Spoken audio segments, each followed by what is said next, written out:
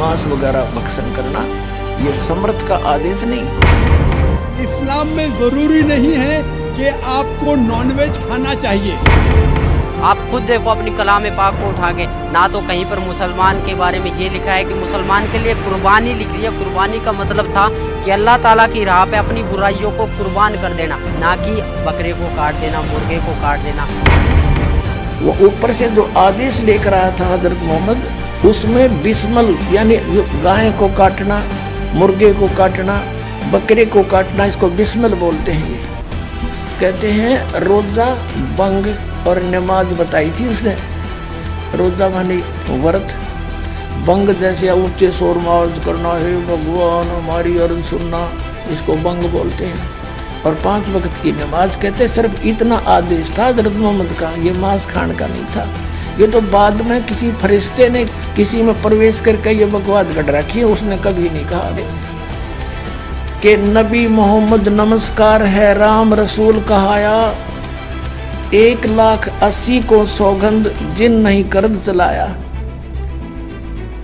कबीर परमात्मा कहा करते थे कि तुम जिन महापुरुषों का नाम लेकर मांस खाते हो, गायें काटते हो, हत्याएं करते हो, मुर्गा काटते हो, बकरा काटते हो, भगवान ने कितना अच्छा आपको आहार दे रखा, काजू किस्मत सेब संतरे, और नहीं तो ये बाजरा ज्वार गेहूँ चने चावल कुछ भी खाओ। ये अड़ंगा क्यों खाते हो? तुम्हारे नबी ने हजरत मोहम्मद ने कभी किसी की हिंसा नहीं की।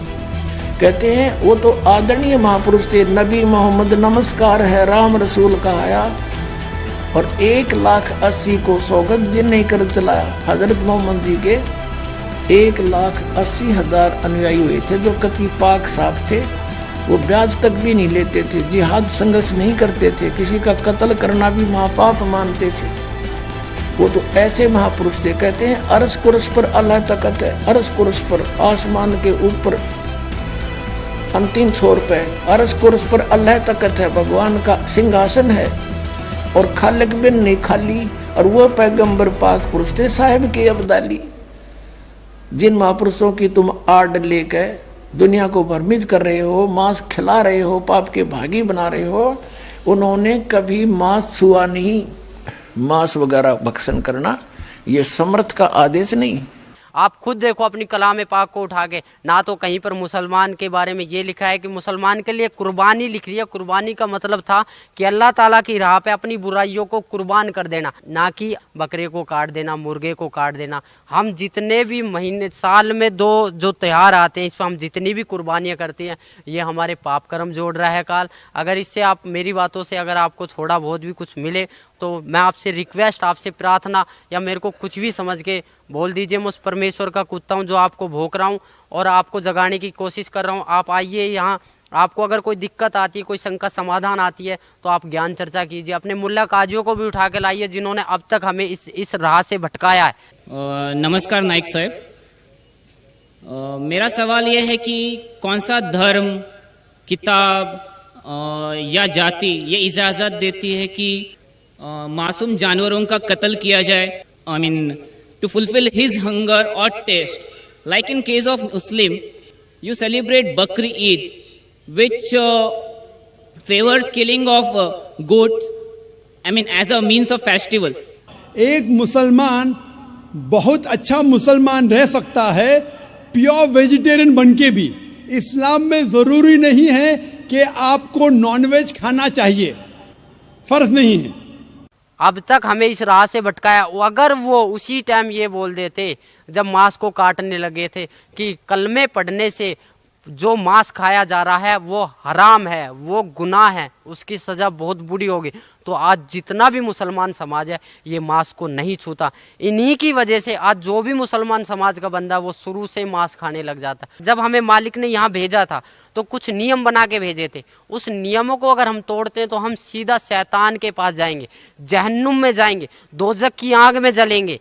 ये उस मालिक का फरमान है। अगर हम नियम पर चलेंगे, उस अल्लाह ताला की भक्ति करेंगे, उस अल्लाह ताला की इबादत करेंगे जो वास्तव में अल्लाह ताला है, जो खुदा है, जिसको वास्तव में खुदा बोला जाता है, वह खुदा कबीर परमेश्वर है, उसका सत्य ज्ञान है। उसका सत्य ज्ञान सिवाय सतगुरु रामपाल जी महाराज के अलावा इस पृथ्वी पर कोई देने वाला ना है और ना रहेगा। मुल्ला काजियों में अगर इतना ही दमखम है तो मेरे को एक ही बात बता दो कि वो कुरान शरीफ के बारे में इतना सब कुछ जानते हुए भी हमारे मुसलमान भाइयों को भटकाया क्यों नहीं कहा कि भैया इसके बारे में ये लिखा है कि उस बाखबर से पूछ कर देखो, उस इल्म वाले से पूछ कर देखो। अगर आप लोगों के पास थोड़ा सा भी अगर ज्ञान था, थोड़ा सा भी अगर ध्यान था, थोड़ा सा भी अगर आप उस मालिक से डरते थे तो आपको मुसलमान समाज भटकाना नहीं था, जो कि आज के मुसलमान समाज को, आज के युवा पीढ़ी मुसलमान समाज के बच्चों को ज़रूरत है। मेरी अपनी युवा पीढ़ी से, मेरे अपने मम्मी पापा से, मेरे अपने पूरे मुसलमान समाज से, मेरे अपने पूरे मुसलमान धर्म के लोगों से, मेरे अपने पूरे मुसलमान धर्म के माइयों बहनों से, सबसे मैं रिक्वेस्ट करता हूँ, प्रार्थना करता हूँ कि आप एक बार इस आश्रम में आइए। सतगुरु रामपाल जी महाराज बरवाड़ा में जो आए हुए हैं, ये अल्लाह ताला के मुनाइंदे हैं, यानी कि अल्लाह ताला के द्वारा भेजे हुए एक फरिश्ते हैं जो हम सोए हुए आत्माओं को जगाने के लिए आए हैं। हमें उसी जन्नत में वापस जाना जहाँ से हम अल्लाह ताला से बिछड़ कर यहाँ आए हैं। आप खुद कहते थे, हमें खुद बताया जाता था कि हम जन्नत से आए हैं। जब हमें इतना पता है कि ये शैतान का सब कुछ है, यहाँ शैतान का ही हुक्म चलता है, तो हम यहाँ से निकलने की क्यों इच्छा नहीं करते।